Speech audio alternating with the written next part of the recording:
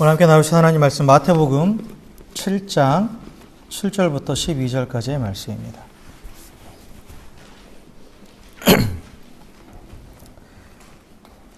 신약성경 마태복음 7장 7절부터 12절까지의 말씀 한 절씩 교독합니다. 구하라 그리하면 너에게 주실 것이요 찾으라 그리하면 찾아낼 것이요 문을 두드리라 그리하면 너희에게 열릴 것이니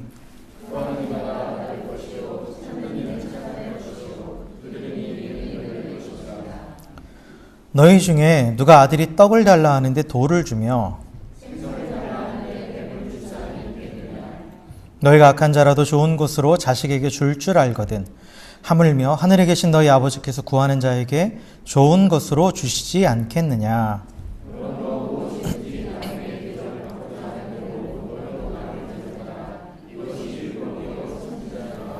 아멘. 아멘. 할렐루야. 우리 옆에 계신 분하고 이렇게 인사했으면 좋겠습니다. 당신의 얼굴을 보니 내 마음이 참 편안해집니다. 이렇게 인사합시다.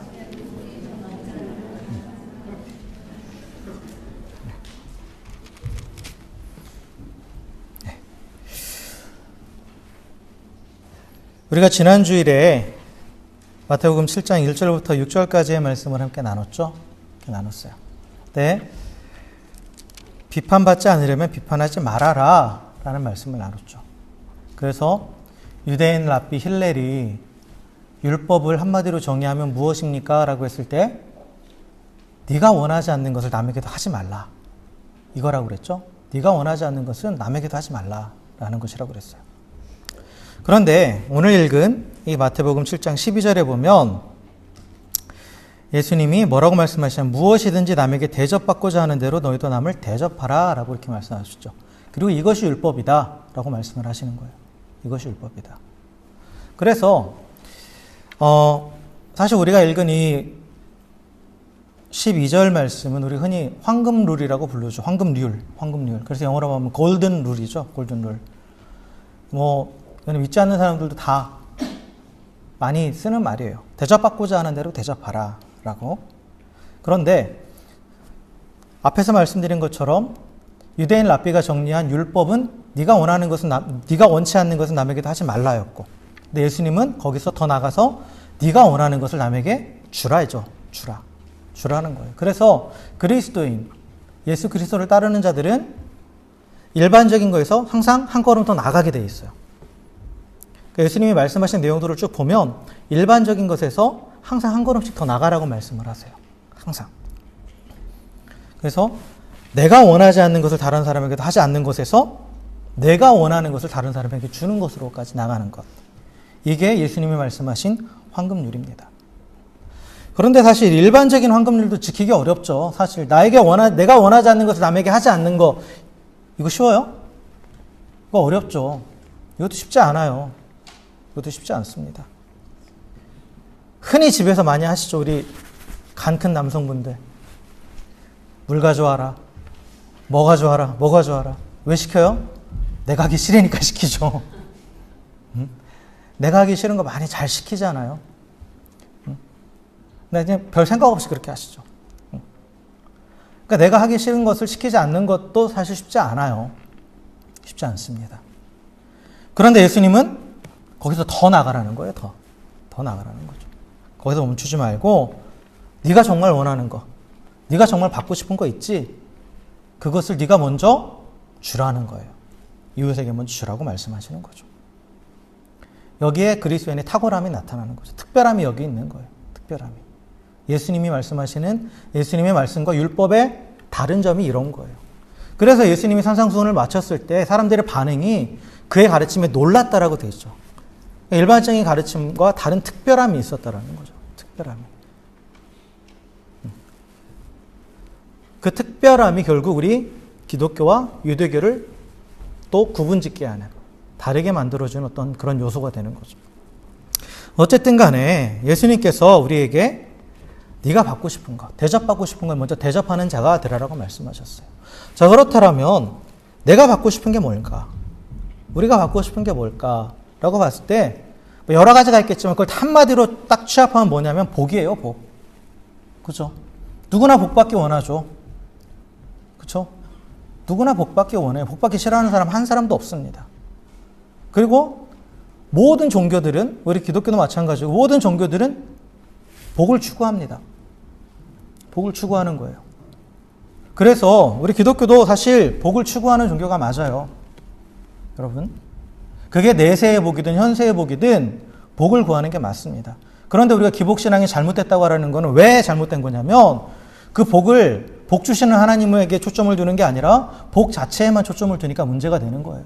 복을 하나님처럼 생각하니까. 복을 우상으로 삼으니까 문제가 되는 거지. 하나님은 처음부터 인간을 만드셨을 때도 복을 주셨어요. 처음부터. 복을 주셨고, 그리고 복의 개념 자체가 우리가 말하는 어떤 물질적인 은혜를 뛰어넘어서 하나님이 창조하실 그 목적에 합당하게 살아갈 수 있도록 주시는 힘이라는 거. 그거에 대해서 예전에 한번 말씀드렸죠.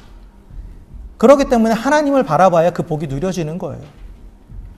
근데 잘못된 기복신앙은 우리가 흔히 말하는 물질적인 은혜만을 복으로 생각하고 그것만을 추구하기 때문에 그게 잘못됐다라고 얘기하는 거죠. 그러나 우리가 복을 구하는 것 자체는 잘못된 게 절대 아니에요. 절대 아닙니다. 그래서 누구나 다 복을 받기 원해요. 그리고 하나님 우리한테도 복을 구하라고 말씀하셨어요. 오늘 말씀도 그거예요. 구하라는 거예요. 그러니까 내가 가장 받고 싶은 건 복이에요. 그러면 내가 복 받고 싶으니까 어떻게 하라고요? 이웃에게 복을 주라는 거예요. 이웃에게 복을 주라는 거죠. 그런데 우리가 어떻게 이웃에게 복을 줄 수 있습니까? 어떻게? 비판하고 강요해서 주는 게 아니라는 거예요. 비판과 강요를 통해서 복을 주는 게 아니라 복의 근원이신 하나님께 맡기라는 거예요. 그래. 복의 근원이신 하나님께 맡길 때 내가 그에게 복을 줄 수 있게 되는 거예요. 내가 직접적으로 주진 못해요. 그럼 복의 근원이신 하나님께 맡기는 게 뭐예요? 바로 그를 위해서 기도하는 거예요. 기도하는 거예요. 그래서 이웃의 복을 위해서 나는 내가 비판하거나 때로는 또 내가 생각하는 그 좋은 것, 내가 생각하는 귀한 것을 그 사람한테 강요하면서 내 영향력을 행사해야 된다고 생각을 하는데 그게 아니라 진정으로 이웃의 복을 위해서 내가 뭔가를 해야 될 수 있다면 그건 뭐냐? 하나님께 그를 맡기는 거예요. 하나님께 구하는 거라는 거죠. 그리고 이것이야말로 우리가 이웃을 위해서 복을 줄 수 있는 가장 확실한 방법이라는 거예요. 부작용이 전혀 없는 가장 확실하고 보장된 그런 방법이라는 거죠. 왜냐? 내가 이 사람을 어떻게 만들고 어떻게 해서 복을 주려고 하면 이것은 내가 이 사람을 계속 내 영향력 아래 두려는 거예요. 근데 나는 한계가 있단 말이에요. 난 한계가 있어요. 나는 불완전해요. 그렇기 때문에 반드시 문제가 생길 수밖에 없어요. 그러나 그를 하나님 앞에 맡기면 진정한 복의 근원이신 하나님께 그를 연결해 주는 거기 때문에 그에게 확실한 복을 줄 수 있게 된다는 거죠. 그래서 1절과 6절 말씀에 이어서 7절과 11절 그리고 12절의 결론이 나오는 거예요. 기도에 대해서 그래서 말씀을 하시는 거예요. 기도에 대해서. 내가 이웃을 위해서 할 수 있는 최고의 것은 비판이 아니라 기도라는 거예요. 기도. 사랑하는 이들을 진정으로 효과적이고 은혜롭게 돌보고 돕는 길은 바로 기도다라고 오늘 예수님께서 말씀하시는 거죠. 그래서 일단은 개인의 기도 생활에 대해서 기도가 무엇인지에 대해서 11절까지 말씀을 하시고 그리고 나서 그것을 가지고 네가 남에게 그렇게 행함으로 네가 원하는 복을 그가 받게 하라라고 12절과 이렇게 연결을 시킬 수 있는 거예요. 자, 그러면 우리가 7절부터 11절 말씀을 살펴보는데 일반적으로 우리가 이 땅 가운데서 복을 받기 위해서 세상의 방법이 있어요. 세상에서 우리가 복을 받기 위해서 사용하는 방법은 뭐냐면 경쟁이에요. 경쟁입니다. 세상은 최선을 다하고 노력해서 쟁취하라고 얘기해요. 경쟁이죠. 왜냐하면 이 세상이 주는 복은 한계가 있기 때문이에요. 무한하지 않기 때문이죠. 무한하지 않기 때문이에요. 그러니까 불완전하기 때문이에요. 그러니까 사람들이 한정된 것 안에서 내 몫을 챙기기 위해서 경쟁을 하는 거죠. 그럼 지금 현실의 삶의 모습을 보시면 분명히 이해되실 거예요. 경쟁을 해야 돼요. 더 열심히 뭔가를 해야 돼요. 그래야 내 거를 뺏기지 않고 나가서 내가 더 많은 것을 누릴 수가 있게 돼요. 그래서 경쟁에서 이긴 사람이 모든 것을 다 갖는 거죠. 경쟁에서 패한 사람은 다 잃어버리는 거예요. 그래서 막 그런 표현 하잖아요. 1등만 기억하는 더러운 세상이라고. 근데 실제로 세상의 원리예요. 원리입니다. 그래서 경쟁에서 이기기 위해서 싸우는 거죠. 경쟁에서 이기기 위해서 다툼이 일어나는 거예요. 싸움과 다툼이 일어나는 거예요. 이게 세상의 방법이에요. 세상의 방법은 복을 누리기 위해서 계속해서 경쟁하라는 거예요. 경쟁하라. 그런데 예수님께서 제시한 하나님 나라의 방법은 구하고 찾고 두드리라는 거예요. 구하고 찾고 두드리라. 구하고 찾고 두드린다라는 거. 뭐냐? 하나님 앞에 기도하라는 거예요. 기도하라. 기도가 무엇이냐? 하나님께 구하는 거고 하나님 앞에 찾는 거고 하나님 앞에 계속 두드리는 거예요. 기도의 속성이 여러 가지가 표현되어 있는데 한마디로 요청하는 거예요. 하나님 앞에. 끈질기게 요청하라는 거예요. 하나님 앞에. 왜 그러느냐? 하나님이 복의 근원이시니까. 하나님이 복의 근원이시니까. 그리고 하나님은 무한하신 하나님이에요. 무한하신 하나님. 그래서 아무리 많은 사람에게 모든 인류에게 그 하나님의 복을 다 충만하게 부어주셔도 모자람이 없으신 분이에요. 모자람이 없으신 분이죠. 그렇기 때문에 하나님의 복을 구하는 자들은 경쟁할 필요가 없는 거죠. 경쟁할 필요가 없는 거예요. 남의 것을 뺏어서 내 것이 되는 게 아니니까. 무한하신 하나님으로부터 공급을 받는 거니까 경쟁이 필요 없는 거예요. 또한 우리가 하나님 앞에 복을 구할 수 있는 가장 확실한 근거는 뭐냐? 오늘 성경에 보면 하나님이 우리의 뭐가 되신다고요? 아버지 되시기 때문이라는 거죠. 하늘에 계신 우리 아버지가 되시기 때문이에요. 그러니까 우리가 요청할 수 있는 거예요. 요청할 수 있는 거죠. 그러니까 하나님 나라에 하나님의 백성으로 살아가면서 복을 누리게 한 방법은 하나님 앞에 요청하는 거예요. 그 이유는 하나님이 나의 아버지 되시기 때문에. 그리고 내가 무엇을 요청하든 하나님은 다 주실 수 있는 분이기 때문에. 그래서 우리가 정말 내가 바라는 그 복을 하나님 앞에 구할 수 있는 거예요. 요청할 수 있는 거죠. 근데 하나님 우리의 모든 것을 다 아시는 분이죠. 다 아시는 분이에요. 그래서 우리의 모든 필요도 다 아신다고 말씀을 해요. 그런데 성경은 보면 우리에게 구하라고 말씀하죠. 요청하라는 거예요. 왜 요청하라고 하십니까? 하나님이 모르시기 때문이 아니죠. 하나님 모르시기 때문이 아니에요.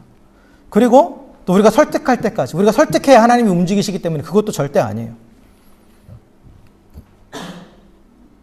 우리가 하나님 앞에 요청에 대한 이유는 그 이유가 하나님 앞에 있는 게 아니라 우리 자신에게 있는 거예요. 우리 자신에게. 뭐냐면 하나님은 항상 다 주실 준비가 되어 있고 하나님은 또 부어주시기 원하시는데 우리가 준비가 안 돼 있다는 거죠. 우리가 받을 준비가 안 돼 있다는 거예요. 그래서 구하고 찾고 두드리는 과정이 때로는 내가 예상했던 것보다 훨씬 오랜 시간이 걸릴 수도 있어요. 근데 그것은 하나님의 능력 없음이 아니라 내가 준비되지 않음이에요. 내가 준비되지 않음이죠. 하나님 우리 아버지십니다. 믿으십니까? 여러분 부모님들 계시잖아요. 여기 다. 대부분 부모님이시죠? 여러분 자녀가 버릇없는 자녀가 되기 원하세요? 누구도 내 자녀가 버릇없는 자녀 되기 원치 않죠. 근데 자녀를 망치는 가장 확실한 방법은 뭐죠? 원하는 대로 다 해주는 거예요. 원하는 대로 다 해줘보세요. 다 망쳐집니다. 다 망쳐져요. 준비가 되어 있을 때 줘야 맞죠. 준비가 되어 있을 때 줘야 돼요. 그러니까 하나님도 마찬가지입니다. 하나님은 그의 자녀에 대한 우리들을 절대 버릇없는 아이로 만들지 않으신다라는 거예요. 우리가 원하든 원하지 않든 준비가 되어 있든 준비되어 있지 않든 우리에게 무조건적으로 선물을 쏟아부어 주시는 분이 아니라는 거예요. 대신 하나님은 내게 정말 필요한 게 무엇인지 그리고 그것을 줄 수 있는 하나님 앞에 겸손하게 나아갈 때까지 기다리신다라는 거예요. 겸손하게 그분을 의지할 때까지 기다리는 거예요. 그게 바로 하나님 앞에 요청하는 거예요. 요청한다라는 것은 내가 할 수 없기 때문에 해달라는 거잖아요. 내가 할 수 없기 때문에. 그래서 오늘 말씀처럼 구하라 너에게 주신다라고 말씀하시는 거예요. 두드리라 열릴 것이고 찾으라 찾을 것이고 먼저 하나님 앞에 요청하는 그게 먼저 있어야 된다라는 거죠. 또한 야고보 사도는 야고보 4장 2절에서 야고보서에서 너희가 얻지 못하면 구하지 아니하기 때문이다 라고 분명하게 말씀하세요. 하나님이 알아서 주시는 분은 아니라는 거예요. 알아서 주실 수 있지만 우리가 준비되지 않았기 때문에 우리가 구할 때까지 기다리신다라는 거고 요청하라고 말씀하시는 거예요. 자, 그런데 우리가 이렇게 하나님 앞에 준비가 되었을 때 또 하나님 앞에 우리가 요청했을 때 그럼 하나님 우리에게 무엇을 주시느냐? 오늘 11절 말씀에 한번 읽어볼까요? 11절 말씀. 너희가 악한 자라도 좋은 것으로 자식에게 줄 줄 알거든 하물며 하늘에 계신 너희 아버지께서 구하는 자에게 좋은 것으로 주시지 않겠느냐라고 말씀하시죠. 하나님 뭘 주신다고요? 좋은 것을 주신다고 했어요. 잘 들여다보셔야 돼요. 하나님은 내가 구하는 것을 주시는 게 아니에요. 뭘 주신다고요? 좋은 것을 주신다고요. 좋은 것. 물론 내가 구하는 대로 주실 수도 있어요. 그러나 예수님 분명히 하나님은 우리에게 좋은 것을 주신다고 말씀하세요. 다시 부모 자녀의 관계로 돌아와 보세요. 자녀가 원한다고 다 주세요? 구하는 대로 주는 게 아니죠. 그에게 좋은 걸 주는 거죠. 좋은 걸 주는 거예요. 좋은 것. 여기서 좋은 것, 선한, 좋다라는 말, 성경에서 좋다라는 말은 선하다는 말과 같은 의미예요. 그러니까 좋은 것은 선한 것이에요. 그런데 선하다라는 말은 어떤 의미냐? 하나님의 뜻과 계획에 맞다라는 거예요. 하나님의 뜻과 계획에 일치하는 것이 선한 거예요. 그게 좋은 거예요. 그래서 하나님께서 우리 가운데 좋은 것을 주신다라는 말씀은 우리 각 사람을 향해서 갖고 계신 그 하나님의 뜻과 계획에 맞는 그것을 우리에게 주신다라는 거예요. 내가 원한다고 주는 것이 아니라 내가 바라고 소망하는 그것을 그대로 주시는 게 아니라 하나님은 좋은 것을 주신다라는 거예요. 그러니까 내 생각대로 때로는 되지 않는 거예요. 내 생각대로 되지 않는 거죠. 그런데 내가 구하는 대로 되지 않는 것이 내가 구하는 대로 하나님이 주시지 않는 것이 은혜예요. 여러분. 누구나 다 내가 원하는 대로 받기 원하잖아요. 근데 내가 원하는 대로 되지 않는 게 은혜입니다, 사실. 왜냐하면 우리는 스스로 이것이 나한테 있으면 가장 좋을 것이라고 생각을 하고 그렇게 내가 뭔가 계산을 해요. 그러나 우리의 지혜와 우리의 계산은 사실 한 치 앞도 내다보지 못해요. 내다보지 못한다라는 거죠. 그렇기 때문에 내가 바라고 구하는 대로 무조건 응답되는 것이 안전하다라는 보장이 없어요. 보장이 없어요. 우리의 욕망 또한 완전하지 못해요. 그래서 만약 우리가 기도한 대로 다 응답되잖아요? 그럼 그건 재앙이에요. 그건 재앙입니다. 여러분 영화 그 브루스 올마이티라는 영화 보셨어요? 그 짐 캐리 주연의? 이게 좀 이제 약간 뉴에이지적인 경향은 있는데 근데 거기서 이제 재밌는 부분이 나와요. 뭐가 나오냐면 이제 브루스가 이제 짐 캐리가 이제 브루스 역할을 하잖아요. 이 사람이 이제 매사에 불만이 많아요. 자꾸 일이 안 풀리니까. 근데 어느 날 갑자기 안 좋은 일 한꺼번에 터져버려요. 여자친구랑도 안 좋게 되고 승진도 누락되고 자기가 정말 싫어하는 그 사람이 승진하게 되고 막 여러 가지 막 문제들이 한꺼번에 터져버려요. 그러니까 그날따라 막 더 불평을 하는 거예요. 신에게 막 자신의 불행에 대해서 막 불평을 해요. 그러니까 갑자기 신이 나타나가지고 브루스에게 내가 일주일 동안 휴가를 갈 테니까 일주일 동안만 네가 내 역할을 대신해라. 내가 너에게 능력을 다 줄게.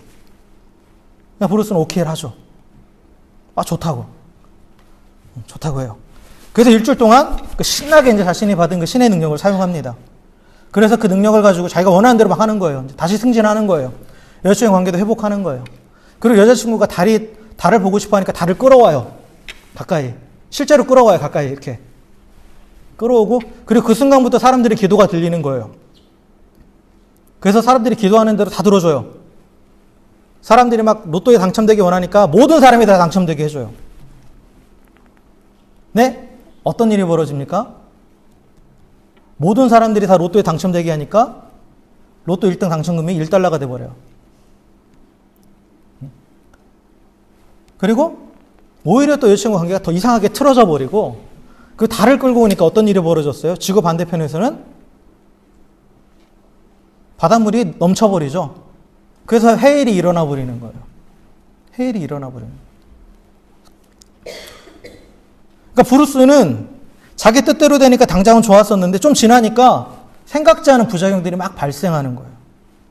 그러니까 좋은 결과를 예상하고 했던 그 모든 일들이 오히려 최악의 결과들을 만들어내게 됐죠. 그래서 부작용들이 계속 일어나서 결국은 전 지구적인 재앙이 오게 되는 거예요. 전 지구적인 재앙이. 비록 영화지만 참 이 시나리오 작가인지 감독인지 모르겠지만 어쨌든 간에 훌륭한 인사이트를 가지고 있는 거예요. 내가 원하는 대로 된다고 다 좋은 게 아니라는 거죠, 그게. 그게 연쇄적으로 어떤 반응을 일으킬지 아무도 모른다라는 거예요. 아무도 모른다라는 거죠. 여러분 분명히 아십시오. 우리가 기도한 대로, 우리의 기도가 모두 다 내가 요청한 대로 응답되지 않는 이유는 기도의 능력이 없어서가 아니에요. 오히려 기도의 능력이 너무나 강력하기 때문이에요. 기도를 들으신 하나님이 전능하시고 어떠한 한계도 없으시기 때문에 정말 하나님께서 원하시는 우리가 원하는 대로 그 효력 들으셔서 그 기도가 효력을 나타내면 어떠한 제한도 받지 않기 때문이에요. 그러니까 하나님께서 제동을 거시는 거예요.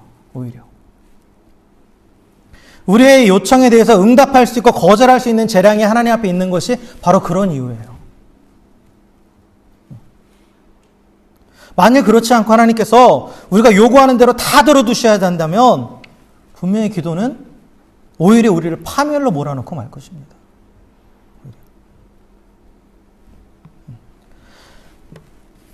그래서 알렉 모티어라는 신학자가 이렇게 말했어요.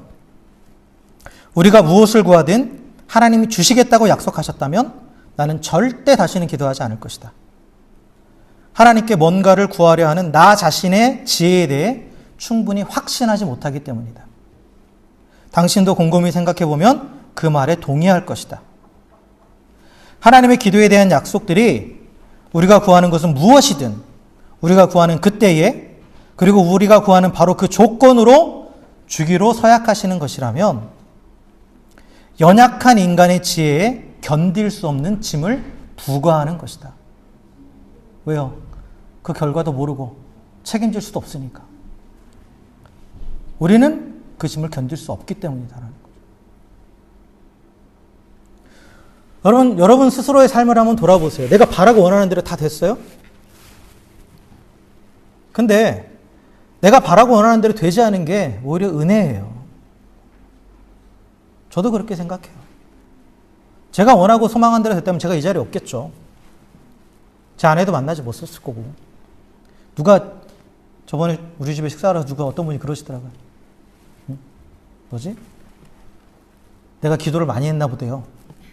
좋은 아내를 만난 것 같다고. 그래서 제가 뭐라고 한지 아세요? 저 사람이 기도를 안 한 것 같다고. 어쨌든 간에 제가 원하는 대로 갔다면, 제가 생각하고 계획한 대로 움직였다면 지금보다 나았으려는 보장은 절대 없는 거죠. 우리는 그렇게 상상을 하지만 결국 하나님은 우리에게 가장 좋은 것을 하나님께서 그 순간순간 계속 주셨다라는 거예요. 여러분 배우자도 마찬가지입니다. 내가 이 사람만 아니었어도 아니에요. 그 사람 아니었으면 여러분 더 지금 형편 없었을 거예요. 분명히 말씀드립니다.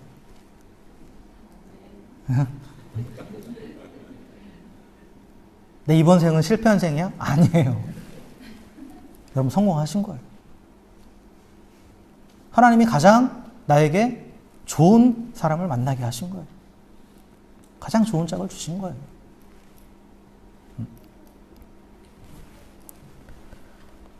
여러분 바울도 그런 고백을 합니다.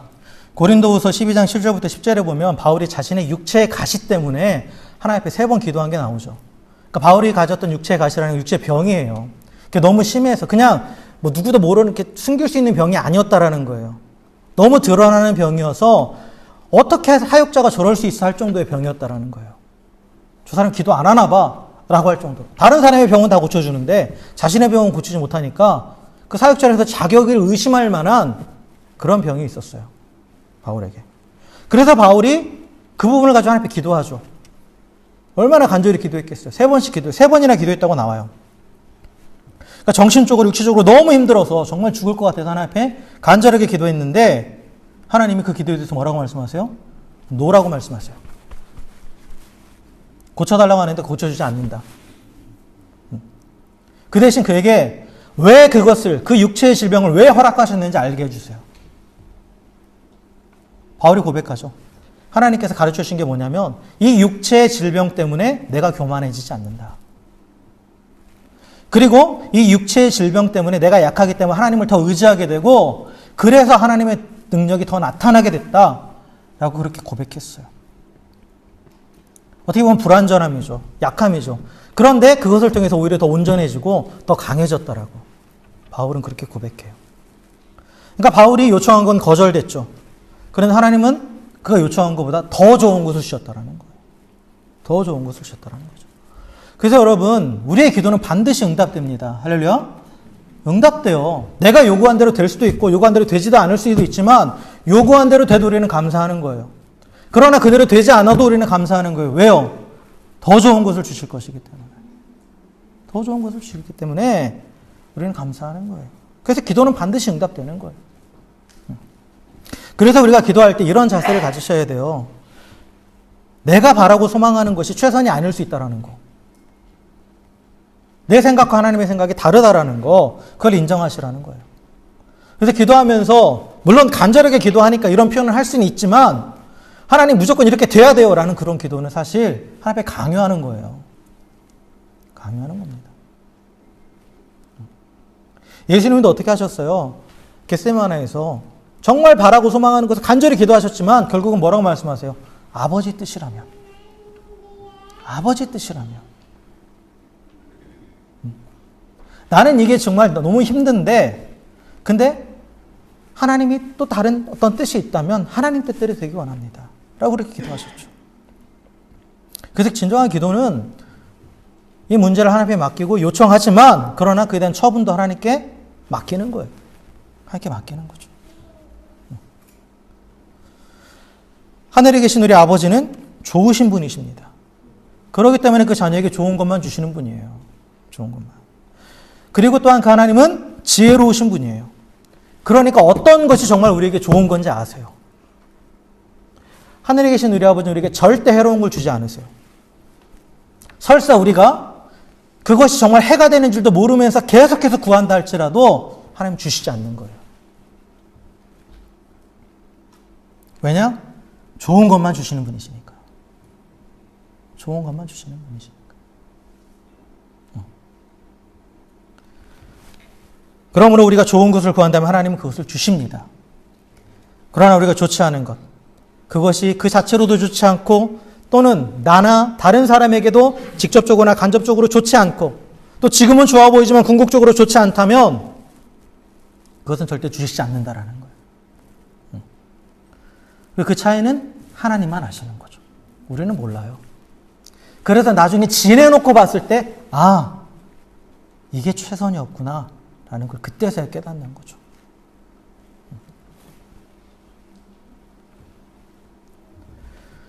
그래서 우리가 하나님께서 그 모든 것을 가장 선하게 이끄시고 가장 좋은 것을 주실 줄 믿고 하나님 앞에 맡기고 기도하면서 기다릴 때 그때 하나님께서 우리에게 바울에게 보여주셨던 것처럼 지금 내가 생각하는 그 부분에 대해서 뭐가 잘못됐는지 깨닫게 하시고 그리고 정말 하나님의 선하신 계획이 무엇인지 알게 하신다라는 거예요. 그래서 예레미야 37장 3절에서 너는 내게 부르짖으라 내가 내게 응답하겠고 뭐라고 말씀하세요? 내가 알지 못하는 크고 비밀한 일, 크고 은밀한 일을 보여주시겠다 해요. 너는 내게 부르짖으라 네가 원하는 대로 응답해 주겠다가 아니죠. 하나님의 응답은 하나님의 선하신 뜻이 무엇인지 알게 해주시는 거예요. 그리고 그걸 알게 되면 우리 안에 뭐가 찾아오는 거예요? 평안이 찾아오는 거예요. 평안이 찾아오는 거죠. 모든 지각을 초월하는 상황과 환경을 초월하는 평안이 거기서 오는 거예요.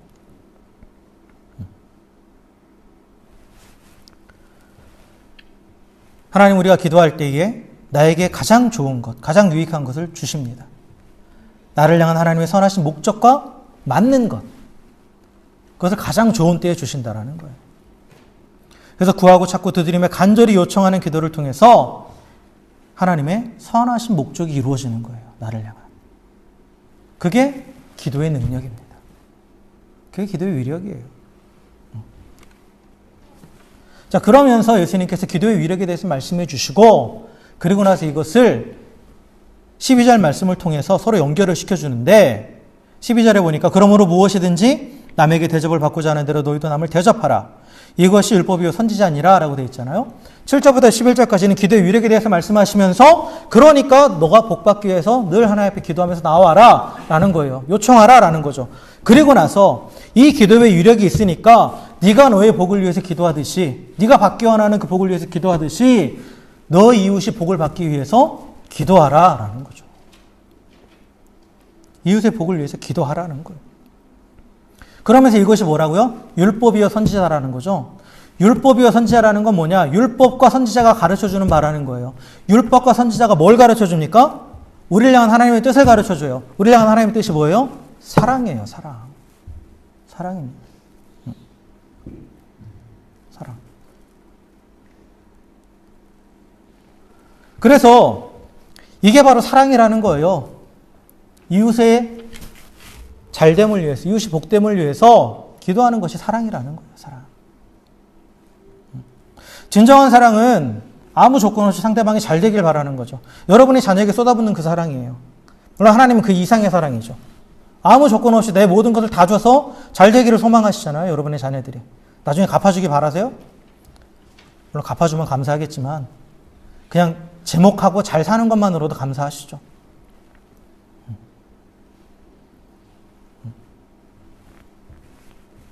그런데 우리는 상대방이 잘 되길 바란다면서 비판하고 강요해요. 그잖아요. 지난주에도 말씀드렸지만 다 너를 위한 거야 하면서. 그러면서 내가 비판하고 강요하면 이 사람이 복받을 만한 사람으로 바뀔 거라고 생각을 하는 거예요. 근데 분명히 말씀드리지만 비판과 강요는 결코 사랑을 바꾸지 못합니다. 어느 누구에도 도움이 되지 않고 오히려 관계를 깨뜨리는 가장 큰 요인이 되어버려요. 그래서 누군가가 잘 되기를 정말 바란다면 우리가 할 수 있는 유일한 일은 복의 근원이신 하나님께 그를 맡기는 거예요.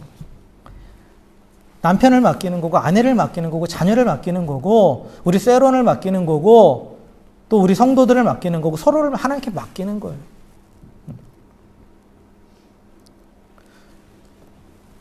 비판하면서 내가 생각하는 좋은 것을 강요하는 게 아니라 기도하면서 하나님께서 좋은 것을 주시도록 맡기는 거예요. 그래서 하나님께 기도하며 맡기는 이 믿음이야말로 다른 사람을 마땅히 존중하고 대해야 될 그 모습으로 대할 수 있는 유일한 방법이에요. 그리고 또한 그가 하나님 안에서 하나님의 선하신 목적대로 자라갈 수 있도록 도와줄 수 있는 가장 확실하고 유일한 방법이에요.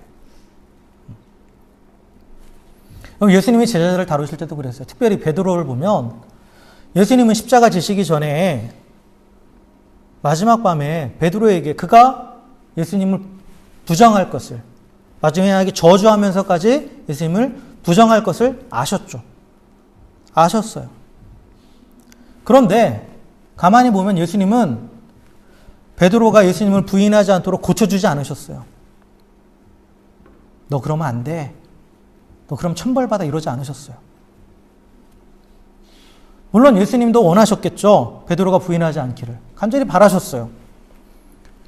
그리고 그 일이 일어나지 않도록 하실 수도 있었어요. 예수님은 하나님이니까. 초자연적으로 그 생각을 바꾸실 수도 있었어요. 그러나 그렇게 하지 않으셨죠. 그렇게 하지 않으셨어요. 만약에 예수님께서 그렇게 강제적으로 하셨다면 지금 우리가 알고 있는 그 사도 베드로는 없었을 거예요. 근데 예수님은 그게 강요하거나 그를 초자연적으로 바꾸시지 않고 어떻게 하셨냐면 이렇게 말씀하십니다. 그러나 내가 너를 위하여 내 믿음이 떨어지지 않기를 기도하였노니 너는 돌이킨 후에 내 형제를 굳게 하라 라고 말씀하세요. 예수님께서 기도하셨다라는 거예요. 베드로를 위해서. 그를 바로잡으려고 하지 않으시고 베드로가 하나님과 사람 앞에서 성공할 수도 있고 실패할 수도 있도록 그냥 두신 거예요. 그냥 두신 거예요. 예수님은 베드로를 비판하지도 않으셨고 그에게 좋은 것을 강요하지도 않으셨어요. 그리고 초자연적인 능력으로 그의 마음과 생각을 바꿔놓지도 않으셨어요. 다만 내가 너를 위하여 내 믿음이 떨어지지 않기를 기도하였노니. 겟세마네 동산에 예수님의 피 흘리는 그 기도가 자신만을 위한 게 아니었죠. 제자들을 위한 거였어요.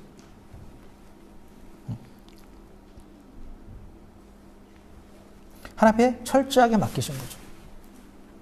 철저하게 맡기셨어요. 예수님도 하나님께 철저하게 맡기시는데 하나님이시잖아요, 예수님이. 그럼에도 불구하고 예수님도 철저하게 맡기신다라는 거예요, 하나님께.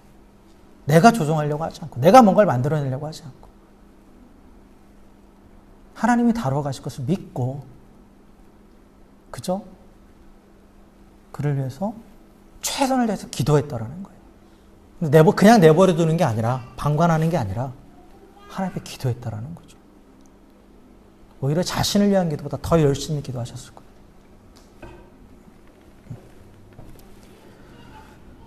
베드로는 예수님을 부인하면서 당장은 실패했죠.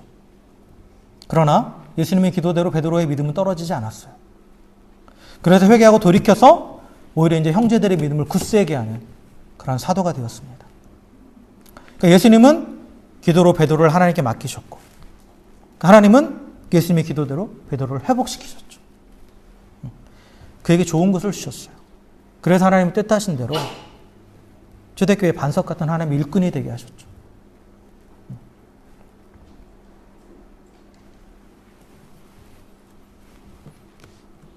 예수님도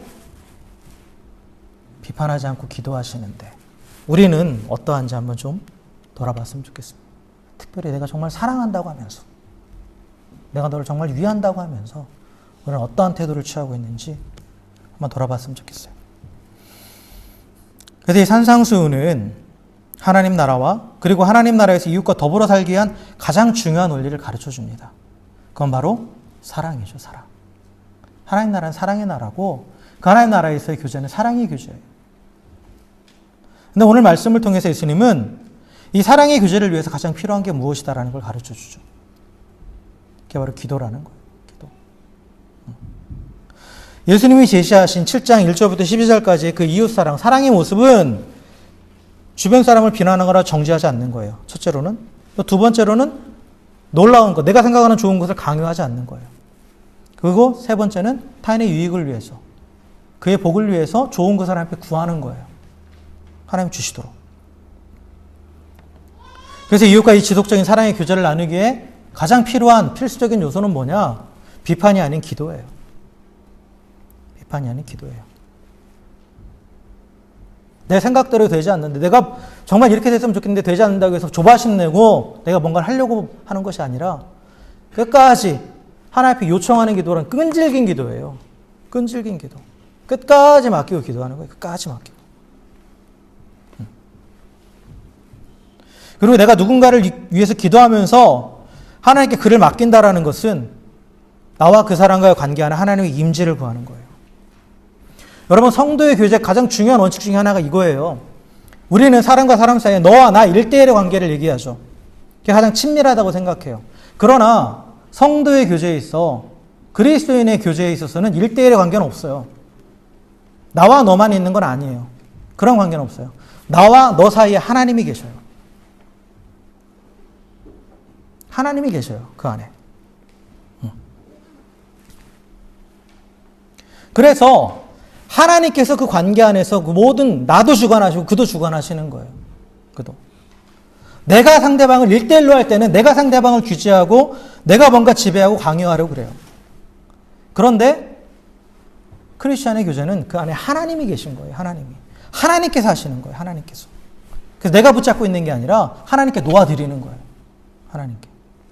그래서 성도의 교제는 1대1로 너와 나 서로가 말을 많이 하는 것이 아니라 오히려 내가 이 사람에 대한 얘기를 하나님께 더 많이 하는 거예요. 하나님께. 하나님께. 서로 얘기하다 보면 문제가 생겨요. 근데 내가 이 사람에 대해서 하나님 앞에 더 많이 가지고 나가서 얘기하면 문제가 생기지 않아요. 그리고 더 많이 이해가 돼요. 더 많이. 그래서 여러분, 나와 내 이웃과의 거리는 나와 하나님과의 거리와 비례합니다. 내가 하나님과 가까우면 이웃과도 가까워요. 내가 하나님과 멀어지면 이웃과 멀어지는 거예요. 여러분, 내 가까이 있는 사람, 여러분, 제 가장 가까이 있는 사람도 살피셔야 돼요. 가족이 나랑 멀어진다. 내 남편이 나랑 멀어진다. 내가 아내랑 나랑 멀어진다. 상대방한테 문제가 있는 게 아니에요. 내가 하나님과 멀어지고 있는 거예요.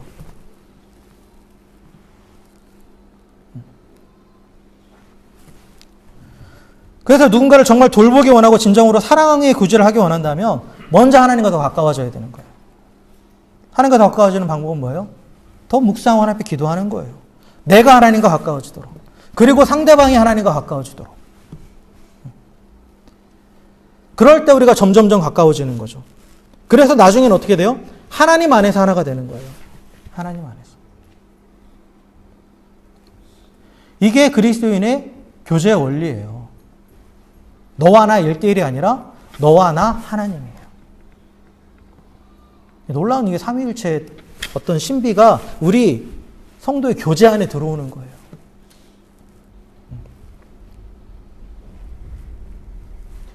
그래서 그 교제를 유지하려면 유일한 방법은 뭐예요? 그 교제 안에 하나님이 들어오실 수 있도록 계속 하나님 앞에 기도하는 거예요. 하나님 앞에 기도하는 거예요. 우리 부부 사이에, 우리 부모와 자녀 사이에, 우리 가정 안에, 또는 우리 성도들 안에 그 안에 하나님이 계시도록. 그 안에 하나님이 계시지 않으니까 서로에 대해서 다이렉트로 보이는 거예요. 다이렉트로 보이니까 계속 비판하게 되는 거죠. 하나님을 통해서 봐야 그게 걸러지는데, 그게 이해가 되는데, 직접 보니까 좋은 건 안 보이죠. 그러니까 자꾸 다툼이 일어나는 거예요. 상대방이 잘못돼서 그런 게 아니라는 걸 분명히 아셔야 돼요. 그 안에 하나님이 없다라는 거예요. 그건 내가 하나님과 가까워지지 않았다라는 거예요. 모든 원인은 나와 하나님과의 관계에 있어요.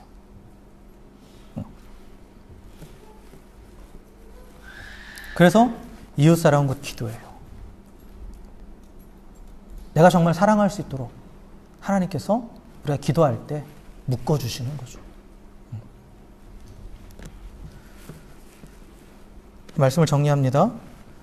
오늘 그 12절 말씀은 우리 그리스도인의 특별함을 말해준다고 말씀드렸죠. 특별함이에요. 특별함.